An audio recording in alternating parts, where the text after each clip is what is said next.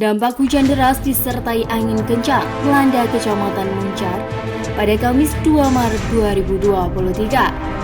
Akibatkan puluhan rumah rusak tertimpa pohon. Peristiwa tersebut disampaikan ke Polsek Muncar Kompol Imron pada jurnalis Banyuwangi Hits, Jumat 3 Maret 2023. Masih Kapolsek Muncar, ke-10 rumah tersebut berada di Dusun Sidomulyo RT 4 RW 2, Desa Sumber Beras, Kecamatan Muncar.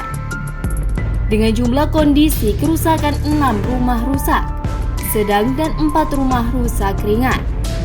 Saat itu juga, pemotongan kayu dilakukan saat pembersihan puing-puing dilakukan bersama pemerintah desa dan masyarakat.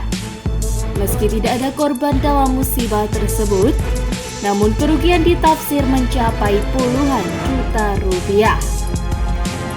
Tim Liputan Banyuwangi Hits melaporkan.